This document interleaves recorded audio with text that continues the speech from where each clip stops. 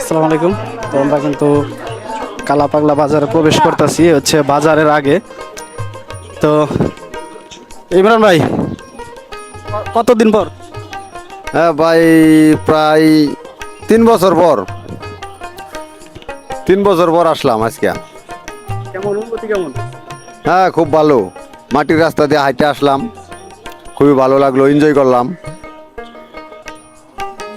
আচ্ছা, ধন্যবাদ। আমাদের আরেকজন কই গেল? রফিকুল ভাই, ও চার দোকানে। আচ্ছা, আমরা যেখানে আসি হচ্ছে কালাপাগলা বাজারের এই পাশে। আমরা মেন বাজার এখন ঢুকি নাই, তো ওই ব্রিজের ওই পারে মেন বাজারে ঢুকতে হবে। তো আমরা এখানে একটা চা খাবো, তারপর আমরা কিন্তু মেন বাজারের ওই পাশে যাব। তো সম্পূর্ণ ভিডিওটা দেখতে থাকুন, আমাদের ব্লগটা। আমরা কালাপাগলা বাজার, ঐতিহ্যবাহী বাজার, আমরা দেখানোর চেষ্টা করব, সাথে থাকুন। এখন আছি আমি ময়মনসিংহ এবং শেরপুর, দুই জেলার মাঝখানে। তো আমি যে ব্রিজটা দাঁড়ায় আছি, টানা ব্রিজ, ব্রিজের আমার পিছনে সাইড পড়ছে হালুয়াঘাট ময়মনসিংহ, আর ব্রিজের অপর পাশে পড়ছে হচ্ছে শেরপুর, নালিতাবাড়ি। তো আমি এখনকার হচ্ছে ঢুকতেছি কালাপাগলা বাজার। এই যে পাশে দেখতে পেতেছেন হালুয়াঘাটে। তো এখনকার আমি কালাপাগলা বাজারের যে মেন নালিতাবাড়ি থেকে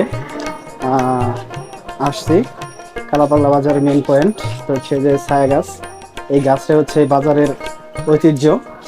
এখানে একটা বড় গাছ ছিল, আজ থেকে প্রায় 20 বছর আগে গাছটা কেটে ফেলাইছে। তো এখন তো হচ্ছে দেখতে পাইতেছেন আপনারা এই বাজারের মেন যে 3 রাস্তার মোড়, এই দিক দিয়ে হচ্ছে আমি এখন আছি।